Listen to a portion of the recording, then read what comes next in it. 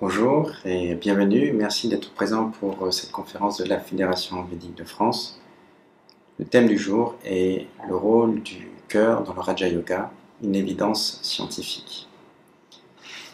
Donc comme vous le savez certainement, le Raja Yoga est une science très ancienne qui était pratiquée par les rishis et les saints avec pour objectif la réalisation divine du soi.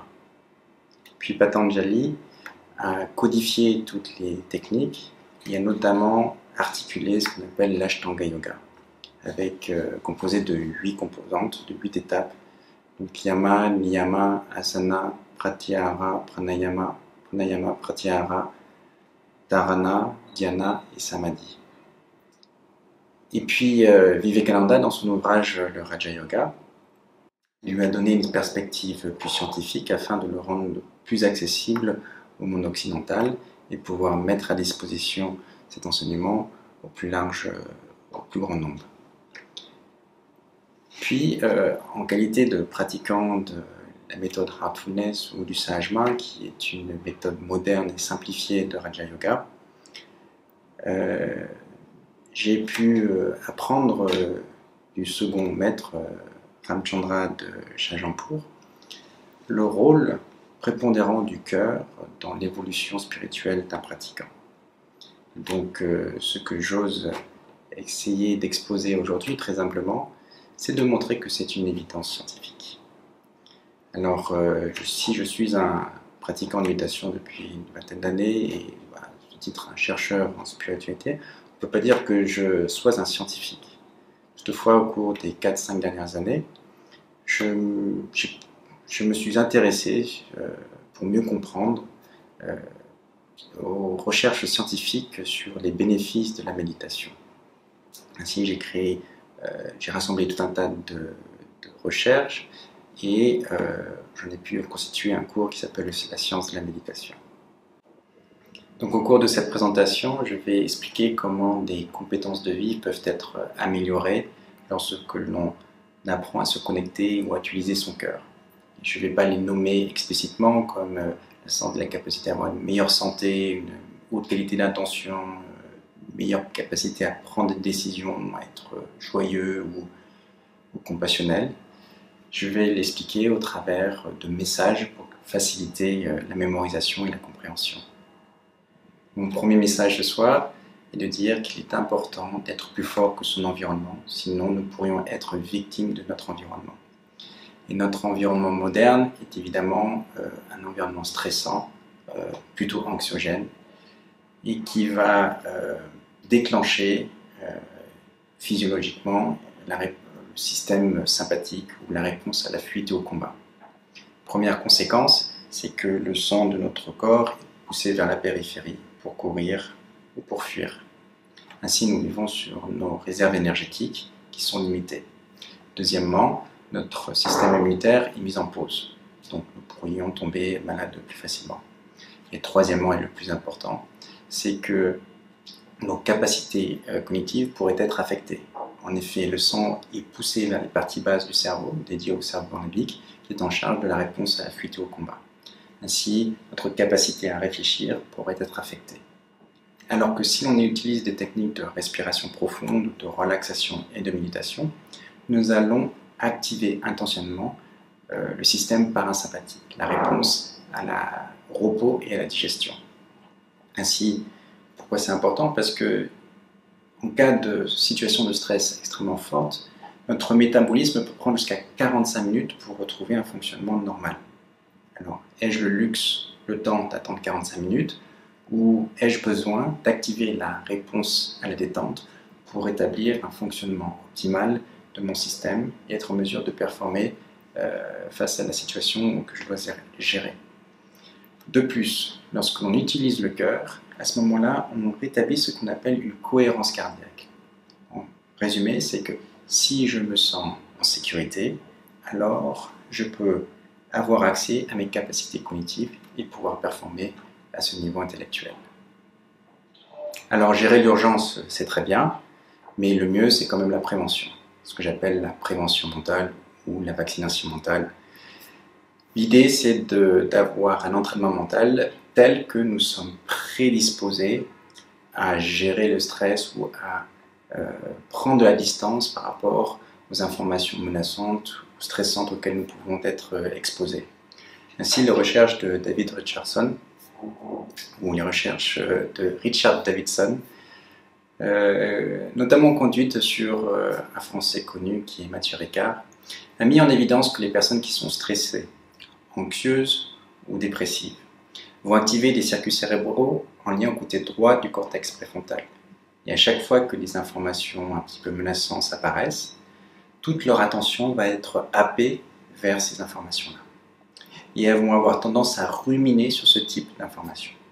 Alors que les personnes qui sont heureuses ou qui méditent régulièrement vont avoir une propension à activer les circuits cérébraux en lien au côté gauche du cortex préfrontal, aux émotions positives, et vont développer la capacité à se détacher des informations extérieures et de pouvoir continuer à être focalisés sur l'activité ou de maintenir le ressenti, pourquoi pas le bonheur ou le bien-être, la joie qu'ils souhaitent maintenir en eux.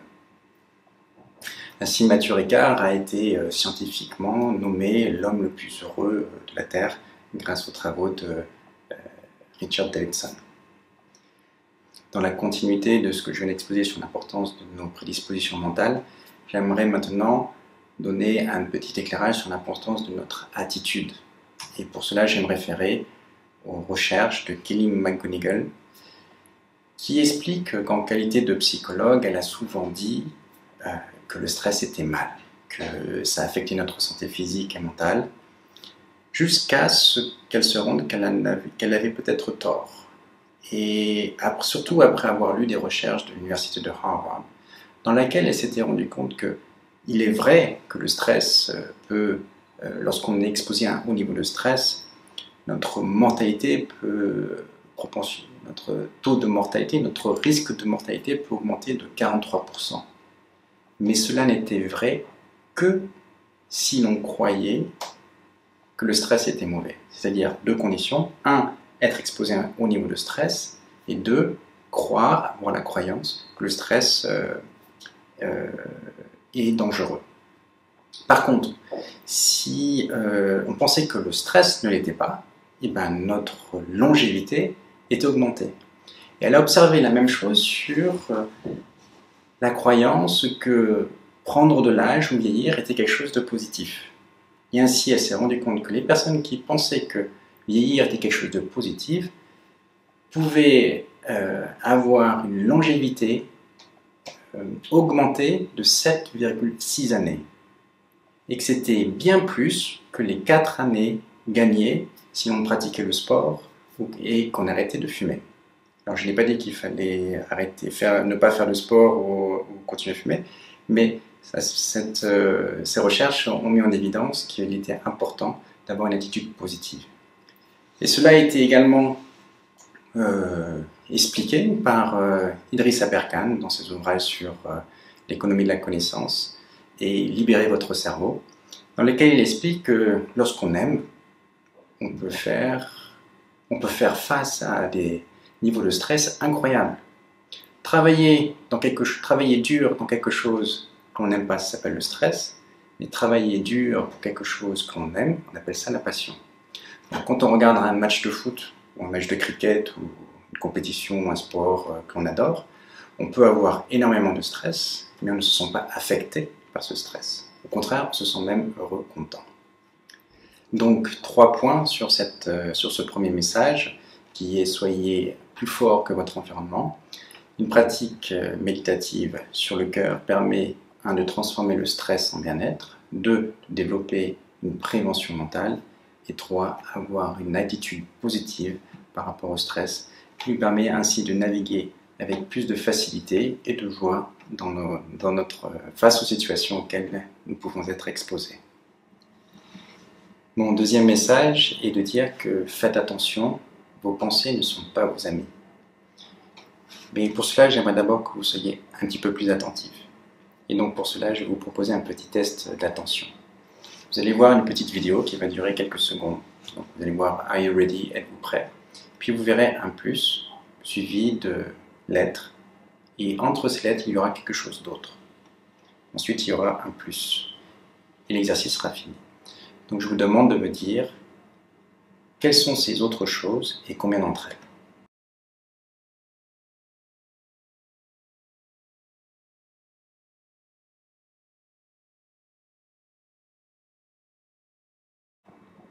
Alors, qu'est-ce que vous avez vu? Est-ce que vous avez vu autre chose que des lettres? Et combien d'entre elles? Il y a eu un 7 suivi très rapidement d'un 1. Et ça me permet donc d'expliquer les travaux de Helen Slater, qui explique que lorsque l'on pratique régulièrement la méditation, le clignement de l'attention est réduit. Ainsi, lorsque le cerveau essaye d'identifier un objet, il a son petit aha moment. Et cela va prendre un petit peu de temps pour remobiliser nos capacités cérébrales et identifier l'objet suivant, l'objectif suivant. On appelle ça le clignement d'attention. Or, il s'avère que les personnes qui méditent régulièrement ont un clignement d'attention qui est beaucoup plus réduit. Et cela suggère deux choses. Un, que nous pouvons développer une haute qualité d'attention. Et deuxièmement, que nous pouvons mieux utiliser nos ressources cérébrales pour les engager dans des activités répétitives ou différentes. Il apparaît toutefois qu'il n'est pas facile de maintenir une telle capacité d'attention focalisée. Ainsi, d'après les travaux de Matthew Killingsworth, 47% du temps, les personnes font quelque chose, mais elles pensent à autre chose. Et ce vagabondage mental est associé à un sentiment de tristesse ou de mal-être. Alors, il s'est posé la question de savoir si c'était parce que les personnes avaient été engagées dans des activités qui étaient peu intéressantes, et donc elles ne se sentaient pas particulièrement joyeuses. Mais il s'est rendu compte que ce n'était pas la raison. C'est finalement la qualité d'attention qui est corrélée au sentiment de bien-être. Ainsi, nous pouvons faire des activités qui ne sont pas forcément très stimulantes intellectuellement, mais si nous arrivons à être pleinement concentrés dans ce que nous faisons, alors nous aurons une propension à plutôt nous sentir bien. Donc je vais essayer maintenant d'expliquer un petit peu plus la nature de ce vagabondage mental. Et je vais me référer aux travaux de Marcus Raichle, qui a étudié ce qu'on appelle le mode réseau par défaut. Ainsi, il s'est aperçu que lorsque nous n'étions pas focalisés et que nous étions apparemment idle, sans rien faire, notre cerveau n'était pas débranché. Il était en fait extrêmement actif. Et cette activité cérébrale était associée en particulier à 3 processus mentaux. 1. Les références autobiographiques, c'est-à-dire penser à moi dans ce que j'ai fait et dans ce que je devrais faire. 2. La comparaison sociale. Qu'est-ce qu'ils pensent de moi? Est-ce que je suis meilleur qu'eux? 3. La rumination. Ainsi, nous sommes constamment, fréquemment, dans un monde narratif, à nous préoccuper de ce que nous avons fait, à nous inquiéter de ce que nous devons faire, à nous comparer à ce que pensent les autres de façon répétitive, et donc créant un sentiment de mal-être ou de tristesse. Par contre, ce qui a été observé, notamment par Judson Brouwer, c'est lorsque nous sommes engagés dans des activités ou lorsque nous méditons, nous débranchons le mode réseau par défaut. Et ainsi, nous sommes libérés de cette voie de la critique, du cynisme, de la peur, et nous activons d'autres parties du cerveau, notamment les parties hautes et latérales du cortex préfrontal, qui sont associées au sensing, au ressenti, qui sont complètement déconnectés de la notion de temps. Ainsi, on passe d'un monde narratif à un monde expérientiel, dans lequel nous sommes dans le moment présent, allégés de cette pesanteur mentale, et pleinement engagés et donc performants dans ce que nous faisons, ce qui permet de libérer un sentiment de bien-être et de satisfaction parce que dans l'activité que nous faisons. La beauté de sa recherche, c'est de montrer que ce changement de conscience s'opérait lorsque nous méditons, mais également s'opérait pour les pratiquants réguliers de méditation. Cela se produisait quand ils méditaient, mais également lorsqu'ils arrêtaient de méditer, ce qui suggère un changement de conscience dans la vie de tous les jours. Alors maintenant, on peut se demander, ou en tout cas, il a étudié plus en profondeur, comment pouvons-nous faire pour faciliter la déactivation de ce monkey mind, de ce bavardage mental. Donc vous vous rappelez tout à l'heure dans l'exercice d'attention focalisée, vous vous rappelez comment vous avez mobilisé toute votre attention pour essayer d'identifier les chiffres 7 et 1 entre les lettres. Donc rappelez-vous comment vous vous sentiez intérieurement lorsque vous étiez en train de vous focaliser.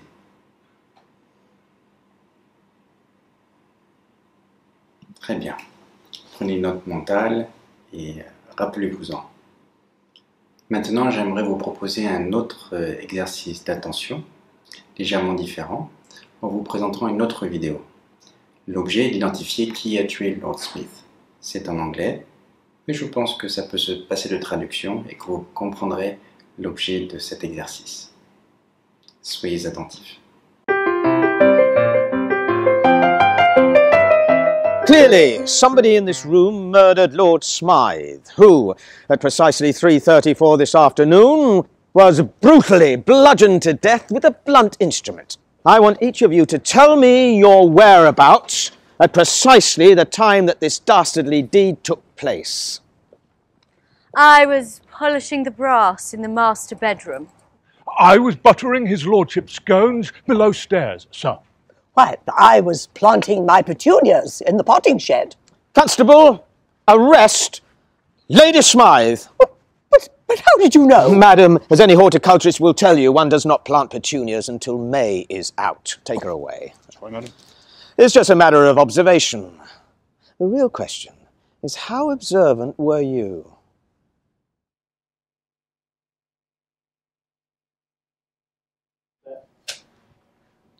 Action. Clearly, somebody in this room murdered Lord Smythe, who, at precisely 3:34 this afternoon, was brutally bludgeoned to death with a blunt instrument. I want each of you to tell me your whereabouts at precisely the time that this dastardly deed took place. I was polishing the brass in the master bedroom. I was buttering his lordship's scones below stairs, sir. Why, I was planting my petunias in the potting shed. Constable, arrest Lady Smythe.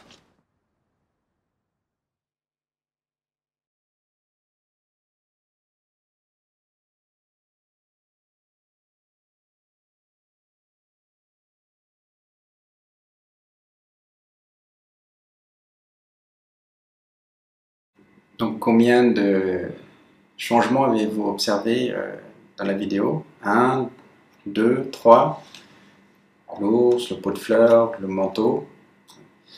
L'objet de cette vidéo est de faire réaliser qu'en effet, il est important d'avoir une haute qualité d'attention, ce qui nous permet d'avoir une meilleure compréhension des choses, une meilleure mobilisation de nos ressources cérébrales. Daniel Goleman dit également que lorsque nous sommes bien focalisés dans ce que nous faisons, il y a une synchronicité qui s'opère entre le cortex préfrontal et les autres parties du cerveau. Et ça facilite la cartographie de nos mémoires, ce qui permet une meilleure compréhension, mémorisation et apprentissage dans ce que nous faisons. Et lorsque nous ne sommes pas attentifs, cette synchronicité se défait et cela affecte notre performance et notre capacité à comprendre ce que nous faisons. Toutefois, des fois, être trop concentré, trop focalisé peut être un obstacle. Ainsi, dans cette vidéo, nous avons vu que nous pouvons perdre la forêt à cause de l'arbre. Et nous pouvons rater des informations extrêmement importantes. Ainsi, la personne qui est morte est différente à la fin dans la vidéo. Donc, un entraînement mental, la méditation, nous permet également de se mettre notre conscience, notre attention en perspective, ce qu'on appelle la méta-attention. C'est l'attention de l'attention. L'attention est focalisée sur un objet et puis nous prenons de la perspective pour nous observer en train d'observer, de porter notre attention sur un objet. Cette posture d'observation, cette posture d'attention, de conscience, est extrêmement favorable à la désactivation du mode réseau par défaut. C'est ce qui a été mis en évidence par Judson Brewer. Il a observé que la technique qui désactivait le plus facilement le mode réseau par défaut, c'était le ressenti. Et c'est ce que nous allons faire ensemble.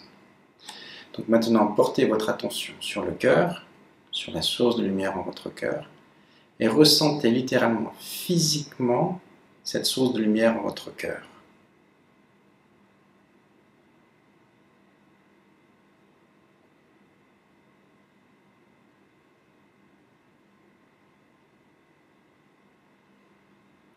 Observez votre paysage intérieur, la qualité de votre attention, de votre mental. Et prenez-en une note mentale. Vous pouvez ouvrir les yeux. Alors, est-ce que vous avez pu observer la différence?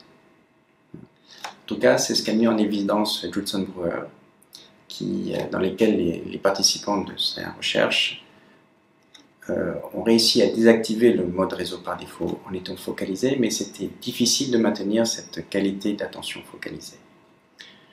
Ce qui était plus facile, c'était de se mettre dans une position de méta-attention, où les personnes se sentaient plus détendues et étaient en mesure ainsi de poser leur attention au même endroit de façon plus longue.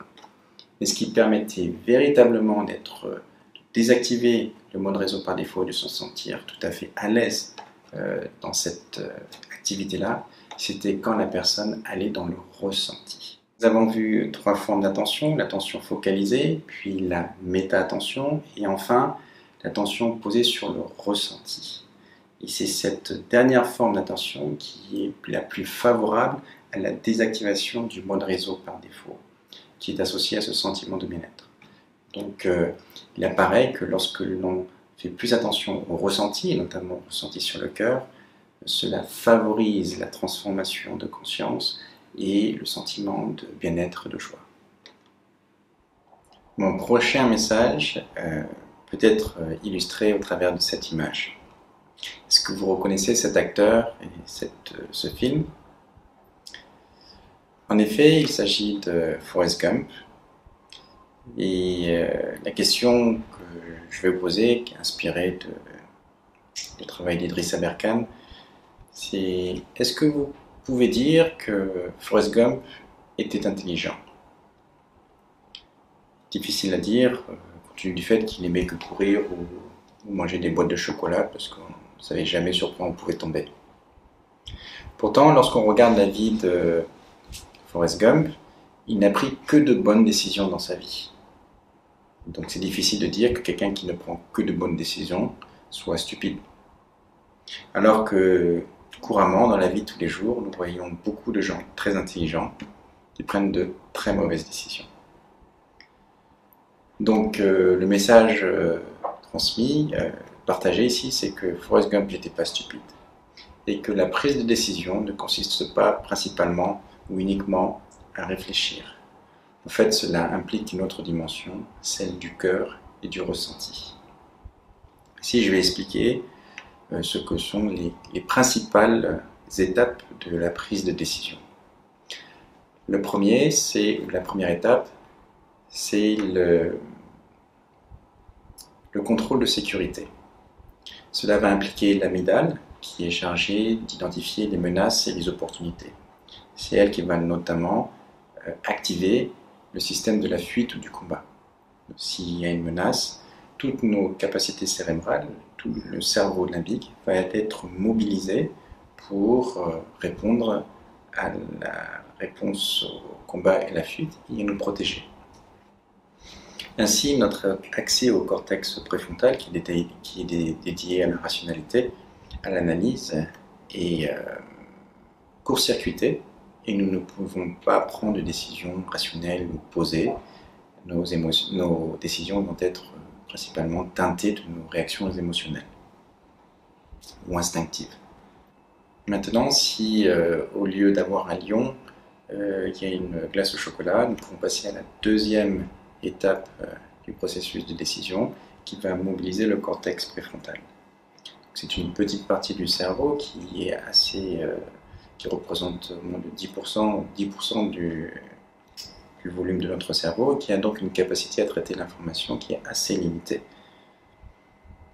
C'est à ce moment-là que l'on peut mettre en avant toutes nos capacités intellectuelles, d'analyse, et lorsque nous avons une haute capacité d'attention focalisée, il peut y avoir cette synchronicité entre le cortex préfrontal et les autres parties du cerveau, comme expliqué précédemment avec l'ouvrage de Daniel Goleman qui s'appelle Focus.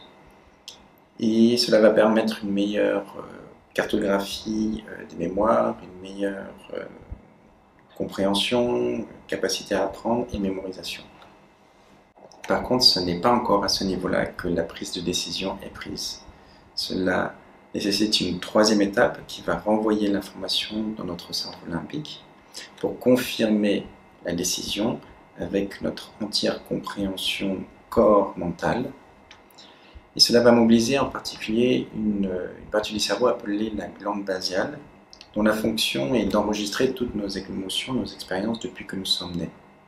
Et ainsi, elle va établir nos valeurs et nos ordres de priorité. Elle va dire que dans ces circonstances-là, ça marche pour moi, dans celle-ci, ça ne marche pas. Ça, c'est important, ça, c'est le moins. D'ailleurs, j'ai oublié de mentionner que cette partie du cerveau est également associée aux valeurs morales. Donc, quand elle va donner la décision, elle ne va pas le faire sous la forme d'une pensée. Elle va le faire sous la forme d'un ressenti. Ainsi, si j'ai un mental trop agité, et si je n'ai pas été entraîné ou été en capacité, ou je ne suis pas en capacité de me référer à mon ressenti, à ma sagesse intérieure, et bien alors je ne vais peut-être pas être en mesure de prendre la décision appropriée. Maintenant, pour les personnes qui méditent, j'oserais dire qu'il y a une quatrième étape. Et pour cela, je me réfère aux travaux de Igor Grossman, qui montre comment la méditation peut élever notre capacité de décision en développant la sagesse, mais également en nous permettant de capter notre intuition. La sagesse, pourquoi? Parce qu'il a vu que des personnes déjà qui méditaient sur le cœur avaient, une meilleure cohérence cardiaque que j'ai expliqué précédemment, qui est favorable à la compréhension, aux activités cognitives.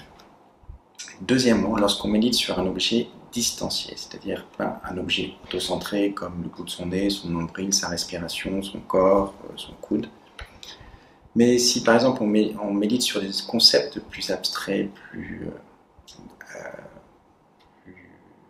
vastes, comme la source de lumière, comme la compassion, la générosité, la vacuité, alors ces personnes-là vont être en mesure de prendre des décisions qui vont être plus ouvertes sur l'autre, qui vont prendre en considération l'opinion des autres et vont être en mesure d'intégrer ces informations et de faire des compromis.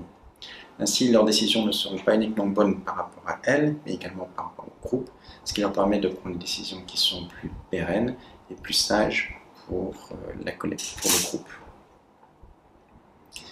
Maintenant, je vais me référer à des recherches qui sont un petit peu plus pionnières, notamment celles conduites par M.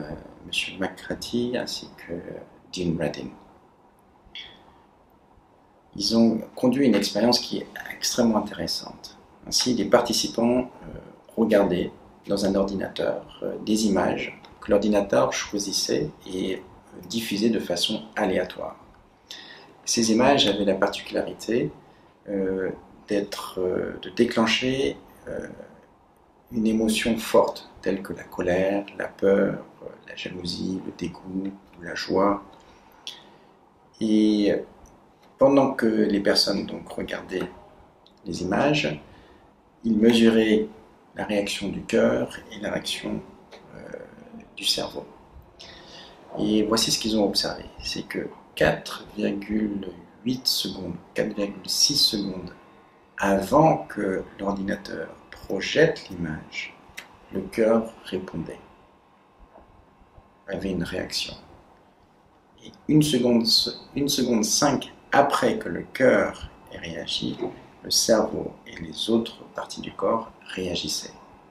Puis l'image était projetée et la réaction des stimuli était activée, la réaction du corps pouvait être mesurée. Alors qu'est-ce que cela signifie? Cela suggère que le cœur est en mesure de capter, de réagir à des informations précognitives, c'est-à-dire avant que le cerveau n'intervienne.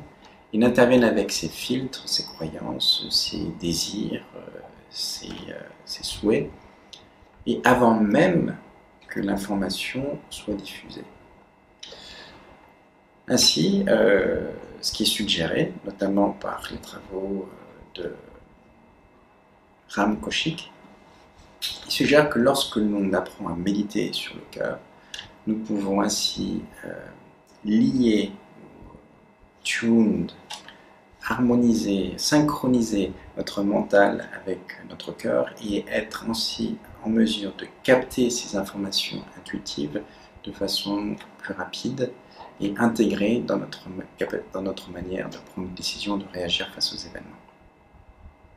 Donc voilà, une autre compétence de vie qui prend de la hauteur, qui s'améliore lorsque l'on intègre la dimension du cœur et du ressenti. Mon nouveau message est « Apprenez à absorber le bon ».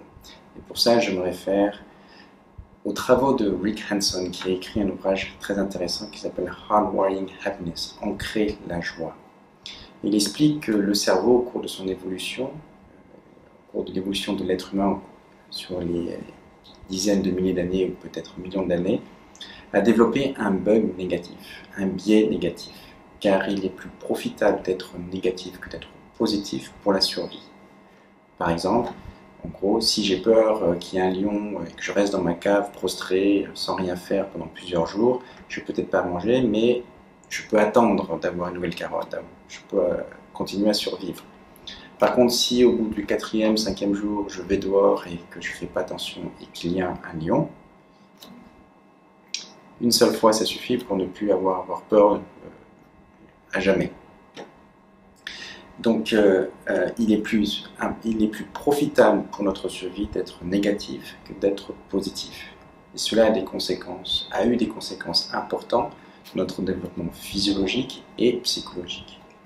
Au niveau physiologique, l'amygdale qui est donc en charge de l'identification des opportunités et des menaces, donc du fight or flight, de la réponse au combat, à la fuite, à la réponse au stress, a 2/3 de ces cellules, l'amygdale, qui sont prédisposées à identifier des informations négatives. Ainsi, les informations négatives, parce que l'amygdale est étroitement associée à l'hippocampe qui est chargé de la mémorisation, notamment des mémoires contextuelles. Ainsi, les expériences négatives vont avoir tendance à coller au cerveau, à être enregistrées plus facilement que les bonnes impressions, que les bonnes expériences. Ainsi, il explique que pour neutraliser l'impact d'une expérience négative, il faudra, d'un point de vue psychologique, 5 expériences positives pour neutraliser l'impact de cette expérience négative. Alors, il explique comment on peut faire pour essayer de changer notre mental qui a plutôt tendance à être négatif. De plus, si on est exposé à un environnement qui est extrêmement anxiogène ou qui est stressant, notre amygdale peut être sursensibilisée à la réponse aux menaces. Et le cortisol, de plus, va attaquer l'hippocampe qui va devenir atrophié, qui va empêcher l'hippocampe de bénéficier de la neurogénèse, la capacité à créer de nouveaux neurones et donc de nouvelles mémoires. Ainsi, on va uniquement faire référence à des mémoires passées négatives. Et on ne se rend pas compte qu'on devient négatif. C'est du genre oh, pourquoi tu n'essayes pas ça? Oh non, non, j'ai déjà essayé, je sais déjà, ça ne marche pas. Et qu'est-ce que tu penses de ça? Oh non, non, mais t'inquiète pas, celui-là, je sais comment il est, ça ne sert à rien de l'écouter. Alors, Rick Hanson explique qu'on peut essayer de développer des stratégies positives, des stratégies psychologiques positives pour essayer d'avoir une approche plus plaisante et orientée vers la joie. Par contre, il dit que la plupart de ces stratégies vont avoir un effet éphémère, ne vont pas apporter une vraie transformation si on ne comprend pas les clés de la neuroplasticité positive. Elle consiste, les techniques de neuroplasticité positive consistent en 3 étapes.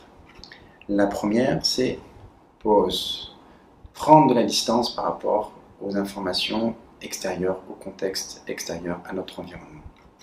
2, focus, se focaliser vers une expérience, vers quelque chose de positif. Ainsi, une neuroconnexion, une connexion neuronale va pouvoir se faire dans notre cerveau. Mais si on arrête d'être focalisé, d'être attentif à cette expérience-là, à cette information-là, alors cette connexion synaptique va être en pruning, va se défaire. Ainsi, le changement, l'impact sur la transformation de notre cerveau d'une stratégie positive va être peut-être éphémère. Alors, il faut passer à une 3e étape qui consiste à absorber, à savourer, à apprécier, à rester attaché à l'expérience, à l'émotion positive que nous avons eue. Ainsi, cette connexion synaptique va pouvoir se câbler, va pouvoir se tisser de façon forte et durable. Et ainsi, une vraie transformation de la structure et du fonctionnement de notre cerveau va pouvoir se faire. Ainsi, lorsque l'on a une pratique méditative sur le cœur, eh bien, on va porter plus d'importance sur le ressenti et sur les valeurs associées au cœur. Donc amour, compassion, générosité, bienveillance, harmonie, courage et bien d'autres. Donc on va permettre à notre cerveau de pouvoir absorber et retisser les mailles de notre subconscient avec toutes ces expériences et ces ressentis qui sont associés au cœur. Là, le message suivant est « Projetez-vous dans le futur de vos émotions ». Et pour vous faire comprendre mon message, j'aimerais vous faire un petit test. Donc, regardez cette image en noir et blanc. Qu'est-ce qu'elle évoque chez vous? Un chat, une vache, un chien errant. Bon. Et maintenant, si je vous montrais cette image, qu'est-ce que vous voyez? Vous la voyez, l'abeille. Vous la voyez bien. Maintenant, regardez de nouveau cette image en noir et blanc. Qu'est-ce que vous voyez? La plupart d'entre vous, maintenant, voyez une abeille. Et si je fais une autre expérience, refermez les yeux et à mon signal, lorsque je vous invite à le faire, ouvrez vos yeux et ne voyez plus l'abeille. Allez-y, ouvrez les yeux et ne voyez pas l'abeille. Impossible. Hein? Vous voyez l'abeille toujours. Donc cette petite expérience me permet d'expliquer les travaux de Lisa Feldman Barrett, notamment qu'elle a exposé dans un ouvrage qui est How Emotions Are Made. Et elle explique que pendant longtemps, il y avait une partie des chercheurs pensaient que les émotions étaient innées, qu'il y avait certaines parties du cerveau qui étaient dédiées à certaines émotions particulières. Donc ça c'est pour la colère, ça c'est pour la honte, ça c'est pour le dégoût, la joie. Et puis avec l'évolution des technologies, il est devenu clair que les émotions sont des circuits cérébraux. Elles sont construites par notre mental, par notre cerveau, qui va connecter différentes parties du cerveau qui vont se référer à différentes mémoires liées à différentes expériences qui nous permettent d'interpréter nos émotions. Ainsi, les émotions sont construites au fur et à mesure que nous sommes exposés à de nouvelles expériences. Donc au début, vous voyez une image en noir et blanc, puis vous voyez une abeille, et quand vous êtes exposé de nouveau à une image en noir et blanc, vous avez enrichi votre interprétation de l'expérience suivante, et vous voyez de nouveau, et vous voyez maintenant une abeille. Donc pareil, par exemple, si je prends l'exemple de la vie quotidienne, je conduis, j'ai un accident. Bon, j'ai peur maintenant. Et le lendemain, je dois aller au travail, je vais conduire de nouveau, je n'ai pas le choix. Je conduis doucement, j'arrive à destination. Le lendemain, je dois retourner au travail. Et je conduis de nouveau doucement et j'arrive à destination, pas de problème. Et ainsi se passe une semaine. Au bout de 10 jours, je n'ai plus d'appréhension. Au bout de 15 jours, un mois, j'ai peut-être même quasiment oublié le choc, le trauma que j'ai eu au moment de l'accident. Donc en fonction d'expériences, de nouvelles expériences, mon concept émotionnel de la peur a évolué. Et là est la beauté du cerveau et de la méditation. C'est que pour le cerveau, que j'ai une expérience les yeux ouverts ou les yeux fermés, cela peut avoir le même impact au niveau du changement de sa structure et de son fonctionnement. Ainsi, je peux intentionnellement changer mes concepts émotionnels. Je n'ai plus forcément besoin d'attendre 30 jours de nouvelles expériences, attendre être victime de mes nouvelles ou de mes expériences passées ou à venir, pour pouvoir maîtriser ou dépasser un choc émotionnel ou une interprétation émotionnelle. Donc je peux fermer les yeux et créer de nouvelles expériences ou transformer une expérience avec un ressenti positif. Et ça permet de résoudre un problème que l'on me dit souvent, mais oui, mais si on est sur le cœur, eh ben, on ouvre le cœur et on a mal, et puis ça fait mal, et on peut abuser de soi. Ben non, pas forcément. Si je peux, après avoir été exposé à tout un tas d'émotions, recréer en moi des émotions, des expériences qui amènent la sérénité, le bien-être, la pureté, la légèreté, le calme, et ben, je vais pouvoir maîtriser mes émotions, je vais pouvoir les transformer. Ainsi, au lieu d'être victime de mes émotions passées, maintenant je peux maîtriser mes émotions. Et je dirais même qu'on peut se projeter dans le futur des émotions. Au lieu d'attendre que de nouvelles expériences se produisent pour pouvoir transformer mon interprétation, mes concepts émotionnels, eh ben je peux les transformer avec des valeurs telles que la compassion, la générosité, la bienveillance, et ainsi prédisposer mon mental à interpréter de nouvelles situations en fonction de ce que je souhaite, en fonction de principes que je souhaite. C'est ce que j'appelle la différence entre l'intelligence émotionnelle, qui est la gestion du passé, avec la sagesse du cœur, ou l'intelligence du cœur, où on peut transformer ses émotions, les maîtriser, se projeter dans nos interprétations futures, et ainsi mieux naviguer face à de nouvelles situations auxquelles nous serions exposés. Mon dernier message est de dire que la compassion ou le cœur est l'option du changement. Et pour cela, je vais de nouveau me référer aux travaux de Daniel Goleman, et en particulier à une expression qu'il a appelée le tango du cerveau. C'est pour illustrer la fonction de ce qu'on appelle les neurones miroirs. Et le principe est le suivant, c'est que quoi que je vois en face de moi, je vais reproduire le circuit cérébral correspondant à cette action ou ce ressenti. Ainsi, si je viens près de vous et que je vous fais un grand sourire, eh ben, cela va provoquer chez vous, de façon subconsciente, que vous en ayez envie ou non, le même circuit cérébral en lien au sourire, et ça va provoquer un mini-rictus. N'hésitez pas à le faire et à voir la réaction chez les autres. Et ce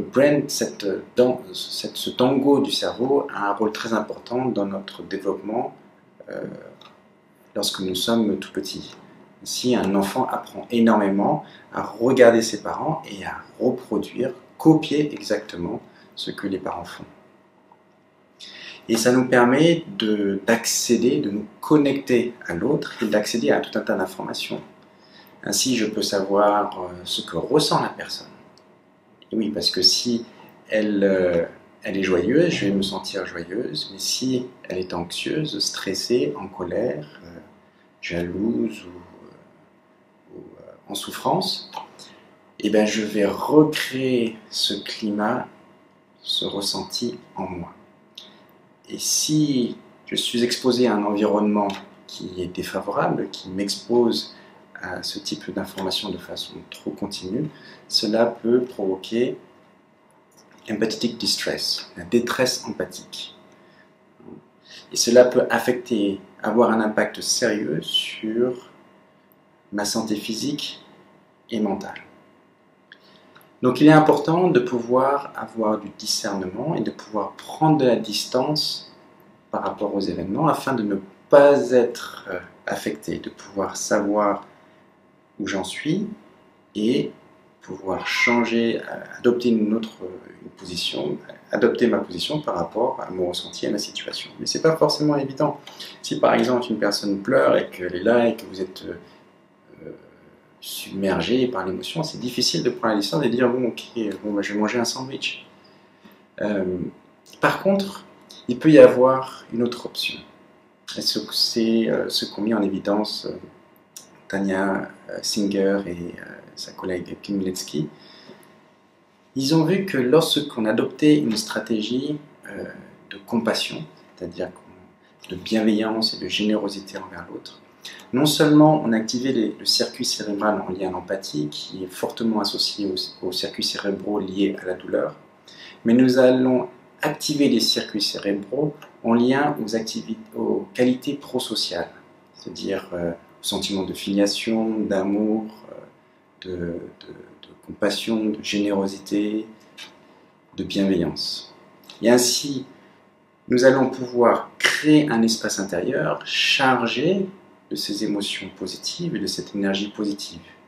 Et ainsi, au lieu d'être envahi par une émotion négative, je peux garder un espace intérieur positif qui va me permettre donc de ne pas être asséché par l'impact de cette émotion négative et qui va me permettre donc d'agir avec une énergie positive et bienveillante pour donner une réponse ou la réponse la plus appropriée, des fois pas de réponse, ou la réponse la plus appropriée face à cette situation-là. Ainsi, encore une fois, lorsque l'on associe le mental avec le cœur, nous pouvons améliorer nos qualités sociales, nos qualités prosociales, afin de pouvoir mieux interagir et soigner nos relations avec les autres. Les relations avec les autres étant l'une des sources premières de notre sentiment de bonheur. Alors maintenant, je propose de répondre à quelques questions. Je vois une question dans le chat de François qui dit « Je ne suis pas d'accord avec vous lorsque vous dites que les techniques de pensée positive ne sont pas efficaces. Est-ce que vous pouvez développer ?» Merci beaucoup pour cette question. Et je pense que les stratégies de pensée positive peuvent être efficaces dans certaines circonstances, mais pas toujours. Et pour ça, je vous invite à regarder les travaux de Gabriele Oettingen de l'Université de New York, je crois, couplé avec une autre université européenne. Et elle s'est rendue compte, en étudiant des stratégies positives de personnes obèses qui voulaient perdre du poids, que lorsque la stratégie de pensée positive n'était pas bien appliquée ou suffisamment affinée, elle pouvait amener à des résultats inverses, négatifs. C'est-à-dire, au lieu de perdre du poids, on pouvait prendre du poids. Et donc, elle a développé au cours des années des étapes qui permettaient de garantir la réalisation des objectifs. Et elle appelle cette technique-là WOOP.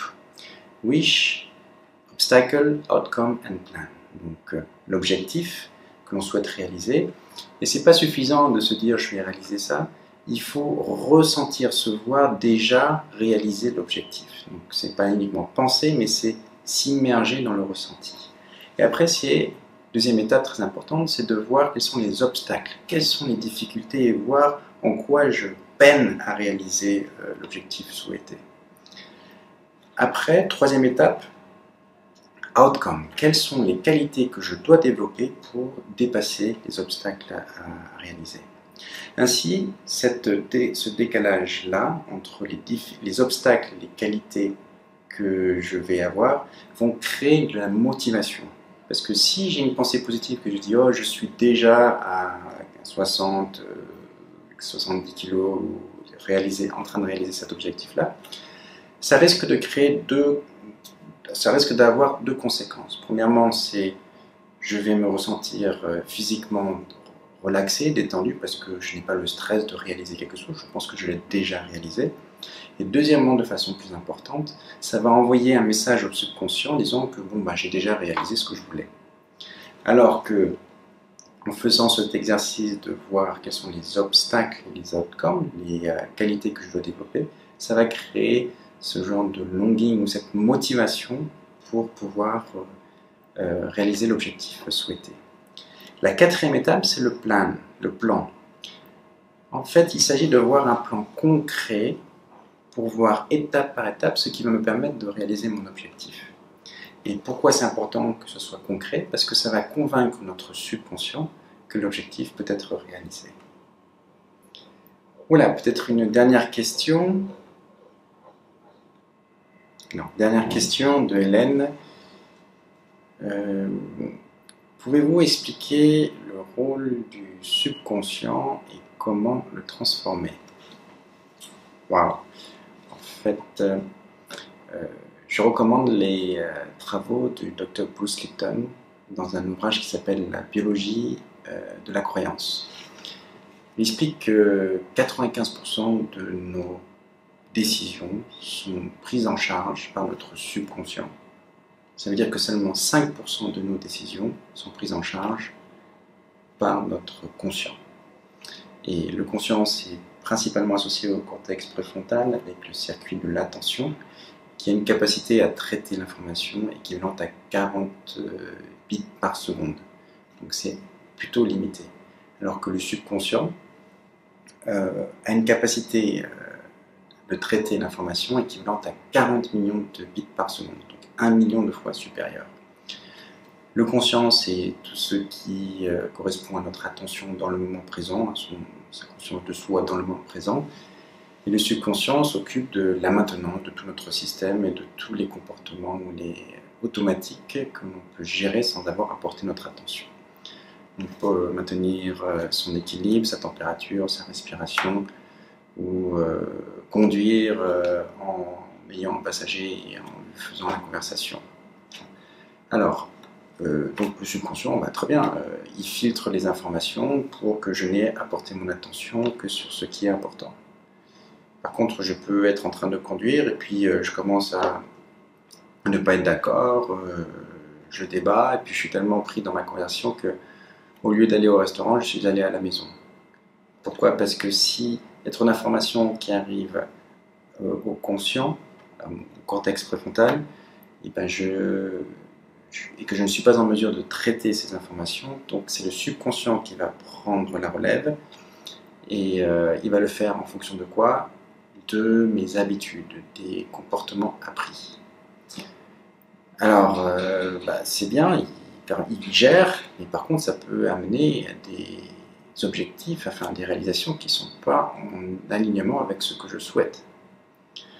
Et d'autant plus que le subconscient s'est formé pendant les 6 à 7 premières années de notre vie et qu'il a agi à ce moment-là comme à cette époque d'apprentissage extrêmement rapide, intense, de super learning, d'apprentissage intense. On capte et on amasse, on enregistre toutes les informations auxquelles nous sommes exposés comme un disque dur. Et toutes ces informations-là deviennent mon système de croyance. Sauf que si j'ai été exposé à un environnement extrêmement,